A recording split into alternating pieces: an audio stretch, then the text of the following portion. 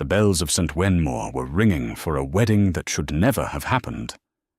Inside the cathedral, beneath a vault of pale stone, older than the kingdom itself, the Duke of Harrowmere stood at the altar in a coat of midnight velvet, a sprig of white myrtle pinned above his heart. Beside him stood his bride, Lady Persephone Cantry, draped in ivory silk and a veil so long it spilled down the chancel steps like a river of frost. The pews behind them held 300 of the realm's most powerful names, and every one of those names was holding its breath. Because just as the bishop lifted his hand to bless the union, the great oak doors at the back of the cathedral groaned open, and a woman in a black travelling cloak walked slowly up the centre aisle. Her boots were caked with road mud, her hair was loose, her face was pale as winter linen, and every soul in that cathedral knew her face, because every soul in that cathedral had attended her funeral 7 months before. The Duke of Harrowmere did not move. He could not. His hand was still raised over the prayer book when the woman stopped at the foot of the altar, lifted her chin, and said in a voice that carried like a struck bell, "My lord husband, I believe you are about to commit a crime." The bishop's prayer book slipped from his fingers and struck the marble with a sound like a closing tomb. Lady Persephone's veil trembled. Somewhere in the back of the cathedral, a woman screamed, and what happened in the next hour inside that cathedral would shatter 4 noble houses, send 2 of the most celebrated names in the realm to the gallows, and rewrite the inheritance of half a county. Tonight's story is one you will not forget. Before we go further into the cathedral, before the bride turns and the Duke speaks the name he buried, do me one small kindness. Tap that subscribe button below and turn on the notification bell so you never miss one of these tales of buried truth and risen justice. Leave a comment telling me what city and what hour you are listening from, because I love to picture the candles being lit in homes all across the world while these stories unfold. Press the like button to help this story reach others who love a slow burn and a sharp ending. And as you listen, ask yourself this: if you had been buried by the one person you trusted most and you crawled back into daylight, would you forgive, would you flee, or would you walk straight into their wedding? Hold that question. We are about to find out what she chose. To understand the woman in the black cloak, we must travel back 2 years, to a softer morning, before the rumour and the grave and the fresh grass on a hill that held no bones. Her name was Ginevra Aldwych, Duchess of Harrowmere by marriage, and before that the only daughter of the old Earl of Brackenfell, whose lands ran from the salt marshes of the eastern shore to the deep timber valleys beneath the northern hills. Ginevra had been raised in the long stone galleries of Brackenfell estate, among ledgers and rent rolls and tutors who taught her arithmetic the way other girls were taught embroidery. By the time she was 16, she could read a harvest report and tell you within a bushel what the manor would clear that season. By the time she was 19, she could ride any horse in her father's stable and shoot a hawk from a fence post at 60 paces. She was not beautiful in the brittle, lacquered way the court admired. Her face was long, her mouth was serious, her grey eyes held that quiet, weighing look that made vain people uneasy. But she was kind. She was kind to the laundress, whose hands cracked in winter. She was kind to the stable boy whose father drank. She was kind to the old tutor when his memory began to slip, and she paid his pension out of her own purse long after her father would have dismissed him. When the old Earl of Brackenfell died in his sleep one frost-bound February, Ginevra inherited not only the estate and the title, but also the controlling shares of the Brackenfell Mercantile Bank, the second largest private bank in the kingdom, founded by her grandfather and grown quietly through 3 generations into a vault that held the debts of half the aristocracy. Few outside the bank's panelled offices knew the true scale of what she owned. Ginevra preferred it that way. Her father had taught her one lesson above all others. A loud fortune invites loud enemies. A quiet fortune buys the world. So when the Duke of Harrowmere came courting her in the spring of her 22nd year, with his easy laugh and his sea-grey eyes, and his coat that smelled faintly of leather and pipe smoke, she did not tell him what she owned. She let him believe she was merely the heiress of a respectable northern estate, comfortable but not extraordinary. And when he asked for her hand on the long terrace at Brackenfell, with the wisteria heavy above them, and the bees drunk in the lavender, she said yes, because she believed, foolishly and entirely, that he had asked for her, and not for what was behind her. The Duke of Harrowmere was called Idris Vanecourt, and he was, by every public account, the most envied man in the western counties.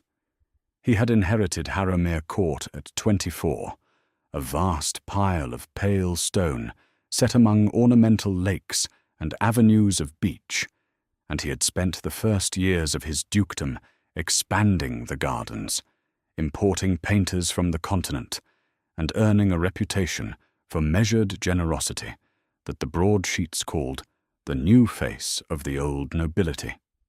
He was tall and lean and rode beautifully, and when he smiled in candlelight, there was something in his face that made dowagers forgive him things they would never forgive their own sons. What the broadsheets did not print, and what Ginevra did not learn until much later, was that Harrowmere Court was bleeding. The painters were unpaid. The lakes had been drained and refilled 3 times to satisfy a fashionable architect who had since fled the country.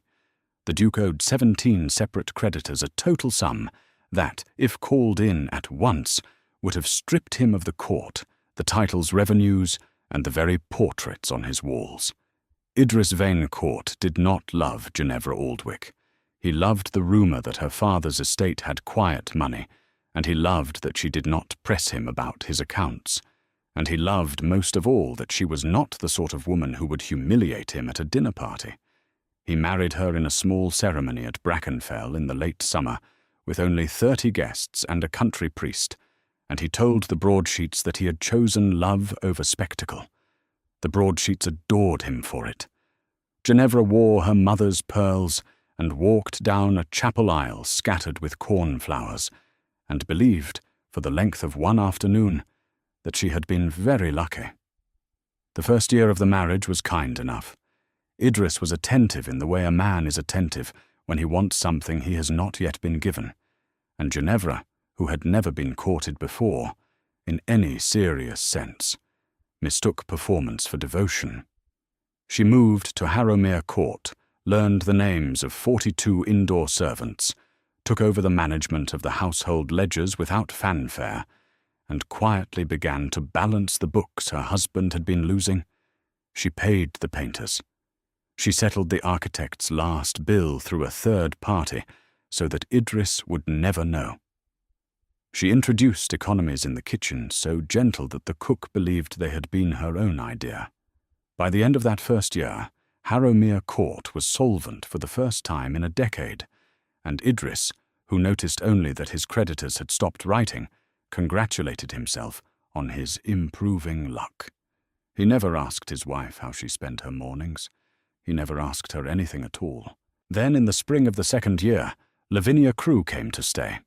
Lavinia was the youngest daughter of the Marquess of Dunhollow, 20 years old, dark-haired, with a laugh like breaking glass, and the kind of beauty that made footmen forget their trays. She arrived at Harrowmere Court on a visit of 3 weeks that, through one excuse and another, stretched into 4 months. She had been Idris's cousin by some thin thread of the family tree, and she greeted Ginevra in the great hall with a kiss on each cheek and a murmured cousin, "How very glad I am to know you at last."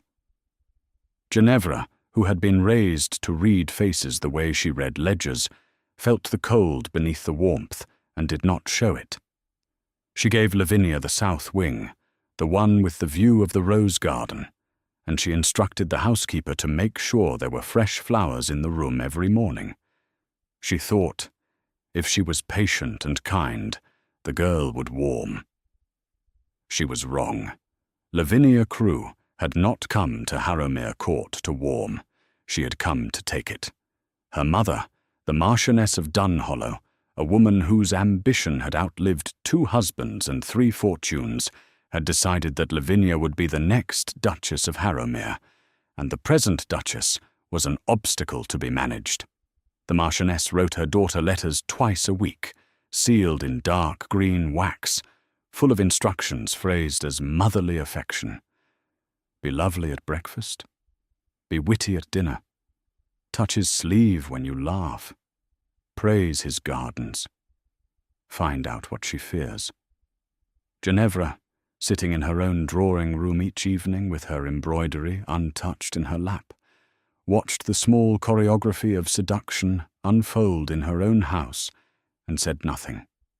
She watched Lavinia ride out with Idris in the early mornings. She watched Lavinia appear at dinner in gowns cut a fraction too low for a guest. She watched her husband's eyes follow the curve of a white shoulder and then dart guiltily to his soup. She watched, and she remembered her father's other lesson, the one she had not yet had to use. When you discover you have been deceived, do not show that you know. Gather. Wait. The truth will arm itself. So Ginevra gathered. She kept the household accounts as she always had, but she began to keep a second ledger, a small one, bound in black leather, locked in the lowest drawer of her writing desk. In it she recorded the dates of Lavinia's rides with the Duke, the gifts that began to appear in the south wing, the bottles of wine drawn up from the cellar without the steward's order. She recorded the visits of Lavinia's mother, who came down from Dunhollow Park every fortnight and stayed 3 nights at a time, always dining with Idris alone in the small library when Ginevra was attending to the tenants. She recorded the conversation she overheard one evening in late autumn, walking past the half-open door of the music room, when Lavinia said in a low laugh, "She is so very dreary, Idris. I cannot imagine how you bear her." And Idris, after a pause that was too long by half, replied, "One bears what one must, cousin." Ginevra walked on past the door, climbed the stairs to her bedroom, sat down at her dressing table, and did not weep. She wrote 3 lines in the black ledger and locked the drawer. Then she rang for her maid and asked for warm milk. The maid, a soft-spoken girl named Tamsin, who had come with her from Brackenfell, brought the milk and lingered a moment, and Ginevra, looking up into her honest, frightened face, understood that the servants knew. The servants always knew.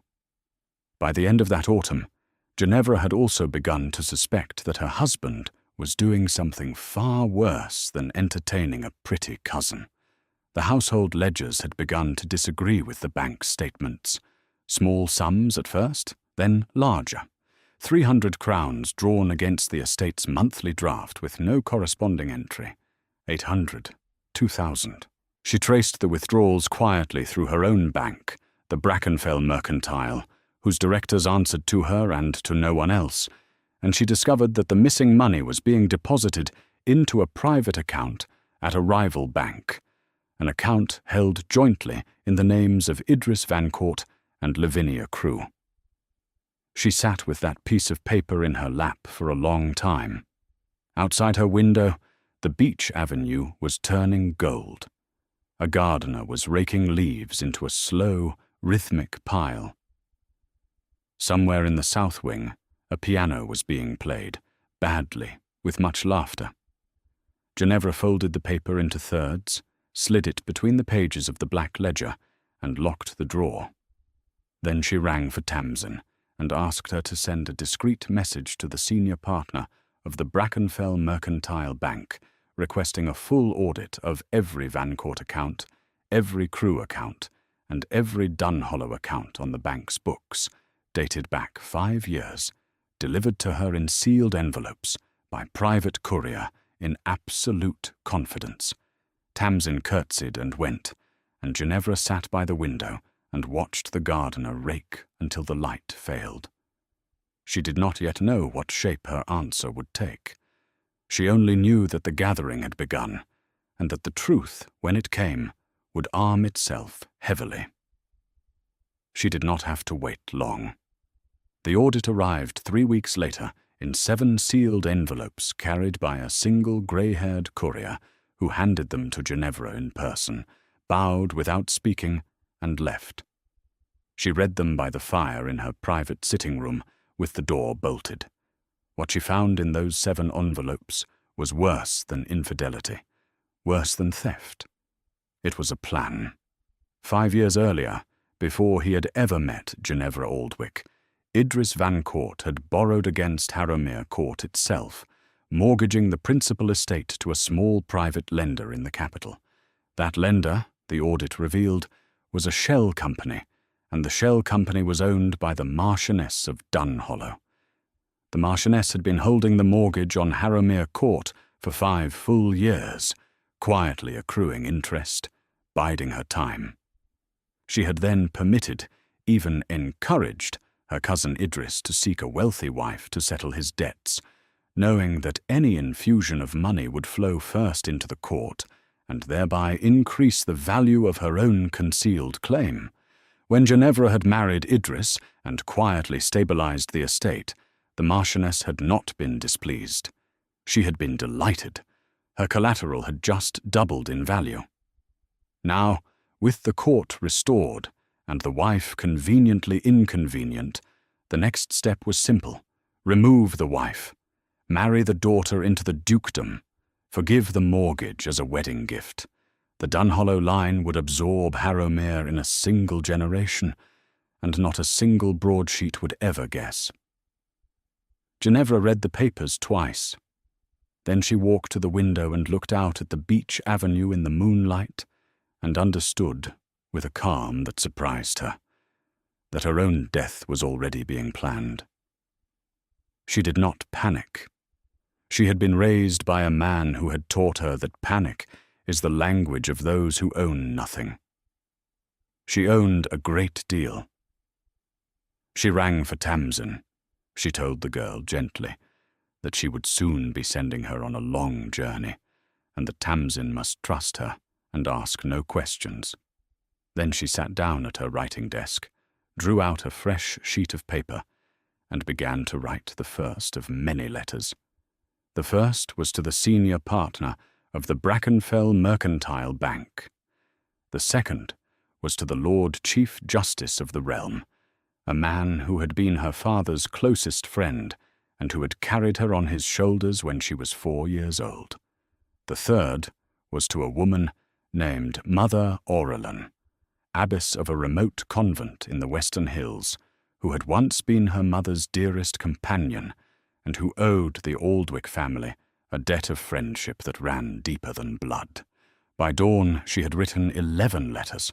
By noon, they had all been sent, by 11 separate couriers, each one ignorant of the others. Then she went down to breakfast and smiled at her husband, and asked him whether the rose pruning had been finished in the south garden. And Idris, eating a buttered roll, said, "Yes, my dear, I believe it has," and did not look at her at all. 3 weeks later, Ginevra Aldwych fell ill. The illness came on suddenly, after a glass of red wine, drunk at a small dinner in the small library, at which only Idris and Lavinia and the Marchioness of Dunhollow had been present. By the next morning, she was confined to her bed. By the 3rd day, she could not keep food down. By the 7th day, the village doctor, who had been summoned from the nearest town, and who had served the Vancourt family for 30 years, declared with sorrow that her Grace was suffering from a wasting fever and would likely not survive the fortnight. The doctor was paid in gold by Lady Lavinia Crewe in the corridor outside the bedroom, and his diagnosis, as Ginevra had instructed weeks before by sealed letter, was a complete fabrication. Ginevra was not ill. She had been drinking a tincture prepared by Mother Aurelin, brought to her in a small green bottle hidden in a hollowed prayer book, and the tincture mimicked the symptoms of a wasting fever without doing any true harm. She lay in her great curtained bed for 9 days, growing visibly thinner, her eyes deep with shadow, and she watched through her lashes as her husband visited her bedside once a day for exactly 4 minutes, and left without touching her hand. She watched as Lavinia, in a great show of cousinly tenderness, brought broths to her room and set them down on the bedside table, and watched, with bright, eager eyes, to see whether Ginevra would drink them. Ginevra never did. Tamsin, weeping convincingly, would carry the broths away untouched and pour them down the kitchen drain, and the kitchen cat, who had become Tamsin's accomplice without knowing it, would lap the spilled drops and live another decade in perfect health. On the 10th night, by prior arrangement, Ginevra Aldwych died. Or rather, the household believed she did. Mother Aurelin herself arrived at Harrowmere Court at dusk, in the plain habit of a country nun, accompanied by 2 silent sisters and a small covered cart. She was admitted to the bedchamber to administer last rites, and she emerged an hour later with the news that her Grace had passed peacefully in the arms of God. "The body," she said gravely, "must be prepared for burial at once, according to certain old vows the Duchess had taken in girlhood, and she requested the use of a private chamber and absolute privacy." Idris, who had been waiting in the corridor with an expression he was trying very hard to keep mournful, granted the request without hesitation.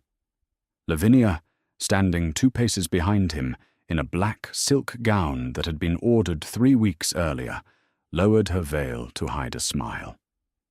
The Marchioness of Dunhollow, who had arrived that very afternoon by carriage, pressed a perfumed handkerchief to her dry eyes and murmured, "What a tragedy!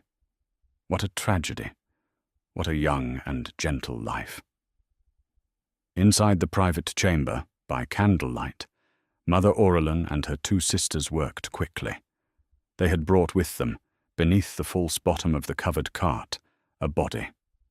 It was the body of an old village woman who had died that same week of natural causes, alone and without family, and whose remains Mother Aurelin had purchased from a sympathetic country surgeon for a sum that would feed the convent for a year.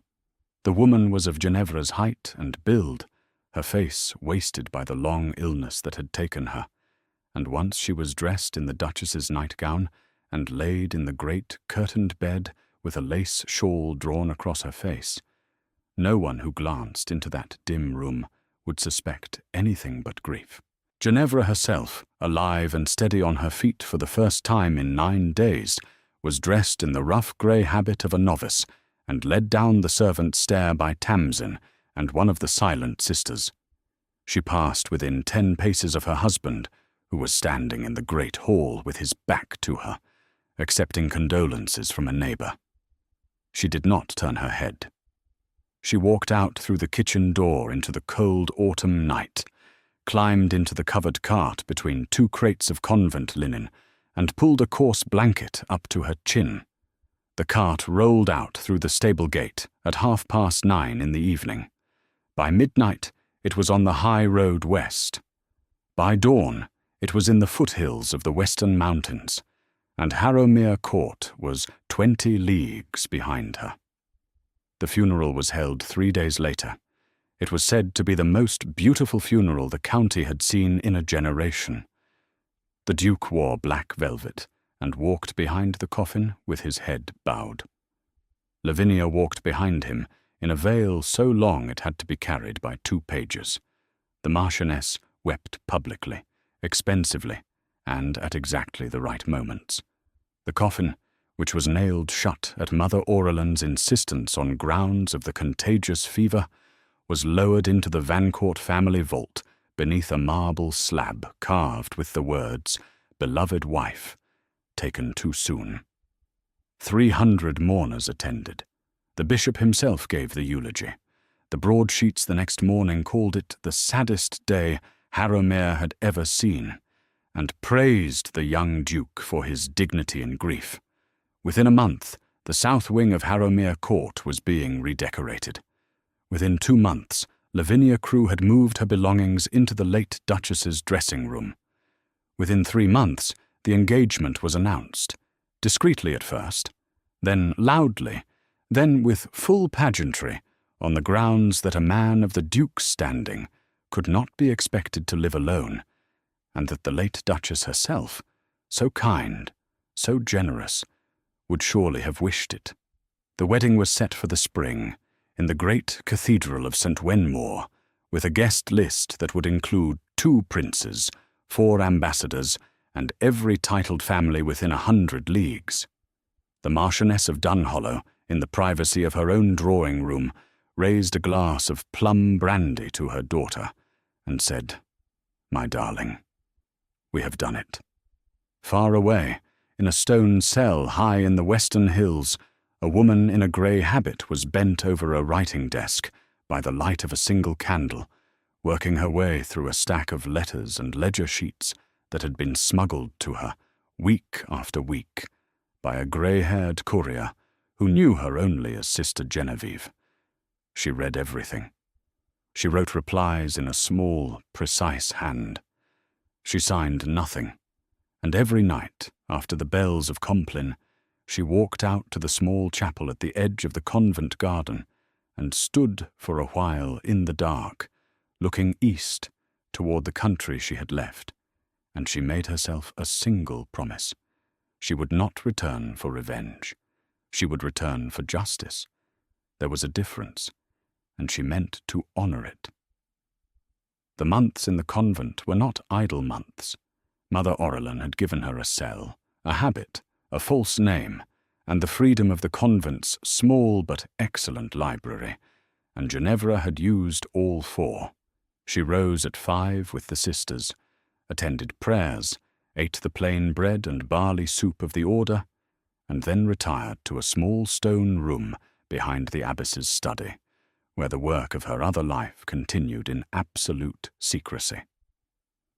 Through the grey-haired courier, who came once a fortnight bearing leather satchels of correspondence, she ran the Brackenfell Mercantile Bank as completely as she had ever run it from her sitting-room at Harrowmere Court. Her senior partners knew she was alive. They knew nothing else. They received her instructions in her own unmistakable hand, sealed with the small silver hawk that had been her grandfather's signet, and they obeyed without question.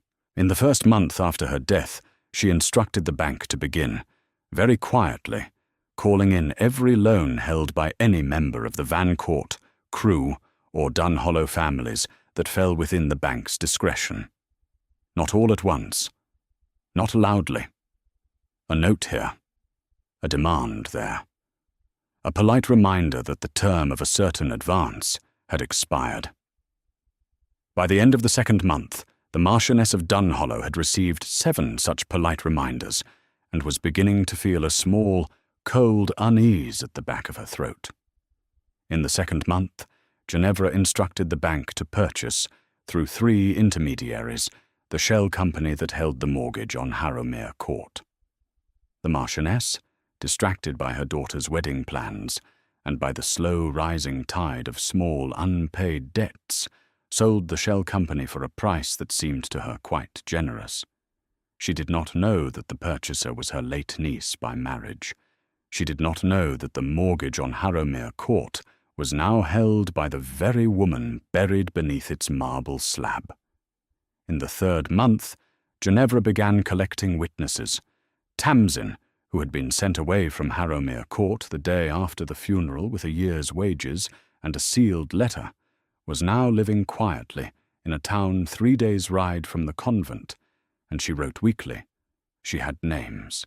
the kitchen maid who had seen Lavinia pour a small dark vial into the red wine on the night of the small dinner, the footman who had carried the perfumed letters from the Marchioness to the small library, the village doctor who had been paid in gold and who had since drunk most of that gold and now spoke too freely in the inn, the stable boy who had overheard Idris and Lavinia in the tack room one rainy afternoon, laughing about how easily a wasting fever could be arranged. Each of these witnesses was approached gently by agents of the Brackenfell Mercantile Bank. Each was offered protection, a stipend, and a place to live far from the Vancourt lands. Each accepted. Their sworn statements, taken before a country magistrate who owed his appointment to the Lord Chief Justice himself, were sealed in oilskin and locked in a strong box in the abbess's study. By the 4th month, the strong box held 19 statements. By the 5th month, it held 26. By the 6th month, it held 31, including one from the country surgeon who had sold Mother Orelin, the old village woman's body, and who, troubled in his conscience, had come forward of his own accord to swear that the corpse buried in the Vancourt vault was not the Duchess of Harrowmere. Ginevra read each statement as it arrived. She didn't weep. She didn't exult. She filed them in the order she would call them, and she began to plan the shape of the day. The Lord Chief Justice, in a private letter sealed with his own great seal, wrote to her that the evidence was already sufficient to hang both the Duke and his bride, and that a quiet arrest before the wedding would spare the public a great scandal. Ginevra wrote back, in her small, precise hand, only 3 lines. My lord, I thank you for your care, but these were public crimes, performed before witnesses, blessed by a bishop, and printed in the broadsheets. Their answer must be public also. Let them have their wedding. I will arrive in time. The Lord Chief Justice read the letter twice, folded it, and put it in the inner pocket of his robe. He smiled, very slightly, for the first time in many weeks. He had known her father. He had known the daughter would be the harder of the two. He sent word to the captain of the Royal Constabulary to hold 30 men in readiness at a coaching inn 6 miles from St. Wenmore on the morning of the spring wedding, and to move only on his personal signal. Then he wrote a single line back to the convent. As you wish, your grace. The world will see. Spring came late that year. The hedgerows were still bare on the morning Ginevra Aldwick left the convent for the last time. She wore her grey habit beneath a black travelling cloak, and beneath the habit, folded flat against her ribs, she wore the ivory silk gown she had been married in. Mother Orelin walked with her to the convent gate. The 2 women embraced without speaking. Then Ginevra climbed into a plain hired carriage, drew the curtain, and the carriage began the long road east. She travelled for 3 days. She slept in coaching inns under the name Sister Genevieve. She ate little. She read again and again the small black ledger she had kept in her writing desk at Harrowmere Court, and which Tamsin had rescued on the night of the false death. On the morning of the 4th day, as the bells of St. Wenmore began to ring across the Green River Valley for the wedding of the Duke of Harrowmere and Lady Persephone Cantry, the carriage drew up at the foot of the cathedral steps. Ginevra stepped down into the spring mud. She did not remove the cloak. She did not push back the hood.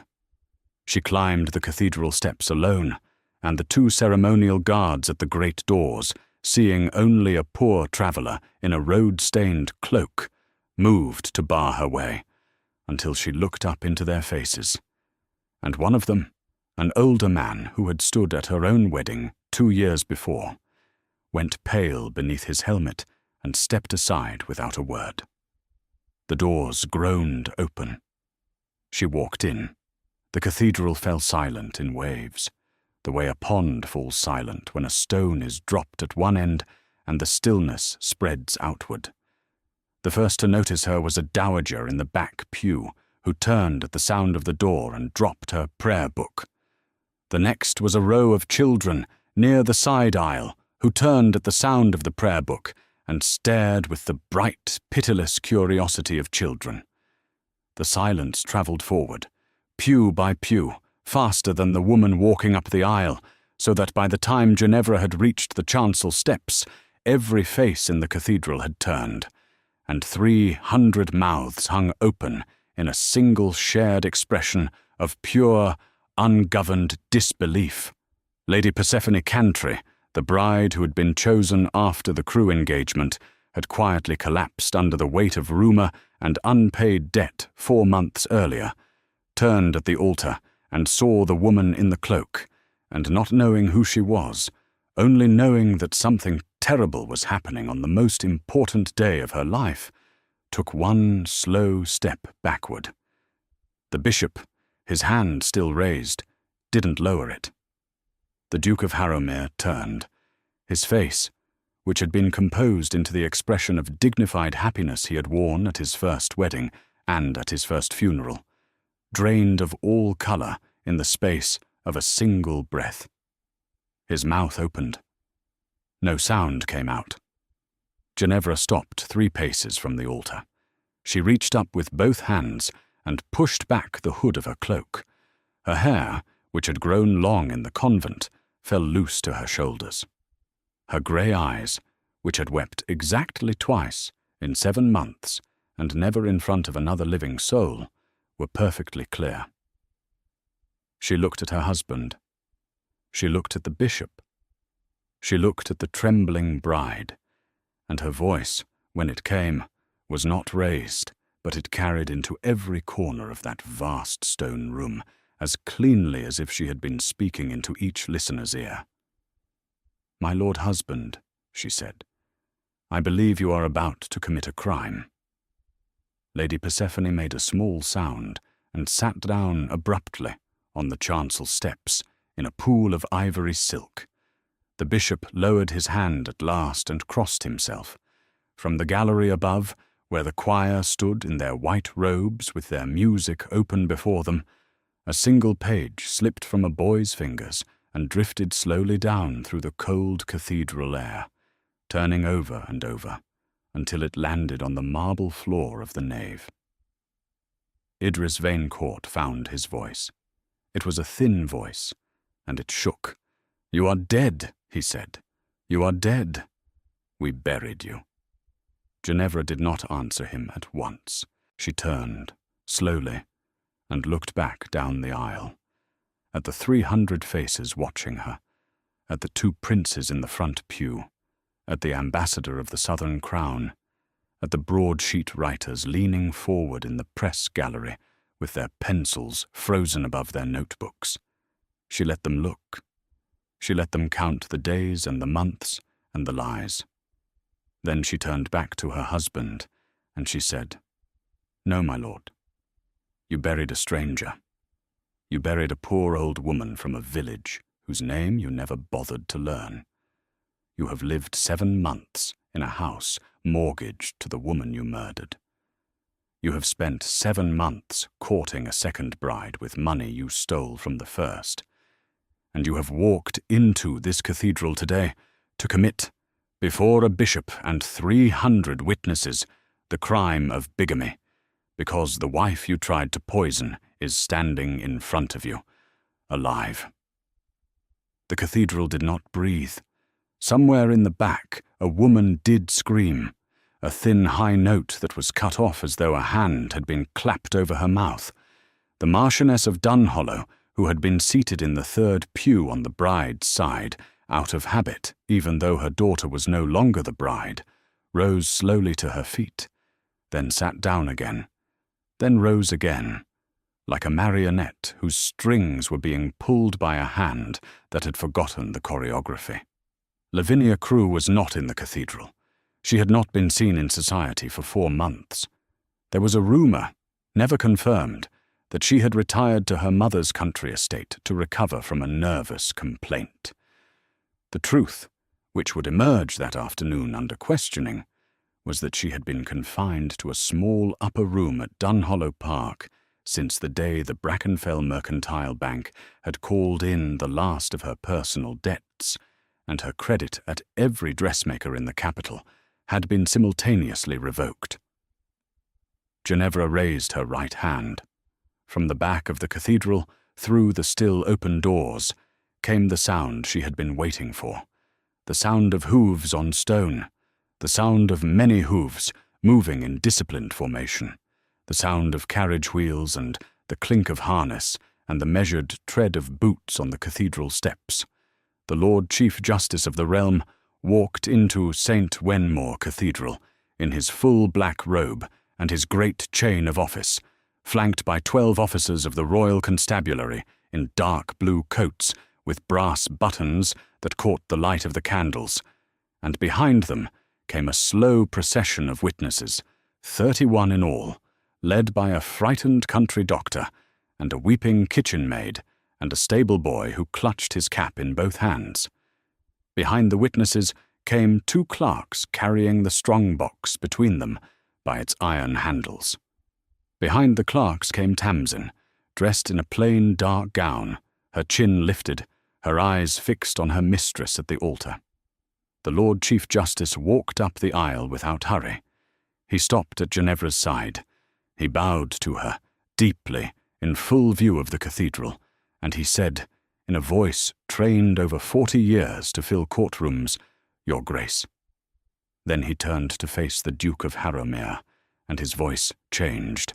"Idris Vannecourt," he said, "by the authority vested in me by the Crown, and by the evidence gathered in the matter of the alleged death of Ginevra Aldwych, Duchess of Harrowmere, I arrest you on the charges of attempted murder, conspiracy to murder, fraudulent concealment of a mortgage, embezzlement of estate revenues, and bigamy in the 1st degree. You will be conveyed from this place to the high keep of the capital, where you will stand trial before the assembled lords of the realm." The Duke did not run. He could not. 2 officers had already taken him by the elbows, gently, almost respectfully, the way one handles a man who is about to faint. The bishop, his face the colour of old parchment, took 3 uncertain steps backward and sat down on his own throne. Lady Persephone Cantry was helped to her feet by her mother and led, sobbing quietly, through a side door into the vestry, where she would discover within the hour that she had been spared a marriage that would have destroyed her family, and that she was, in the eyes of the law and of polite society, entirely innocent and entirely free. The Lord Chief Justice turned to the Marchioness of Dunhollow, who was still standing in the 3rd pew with one gloved hand pressed to her throat. "Madam," he said, "you are also under arrest. Your carriage to the capital is waiting." The Marchioness opened her mouth. Whatever she had meant to say, she did not say it. She sank down onto the pew, and her veil fell forward over her face, and she did not lift it again. 2 officers went to her and helped her to her feet and walked her, with the same terrible courtesy, down the long aisle and out through the great oak doors into the spring sunlight, where a closed carriage was waiting with its door already open. Outside, on the cathedral green, a crowd of perhaps 2,000 had gathered to see the wedding party emerge. They saw, instead, the Duke of Harrowmere led down the steps in irons. They saw the Marchioness of Dunhollow follow in a second carriage, her veil down.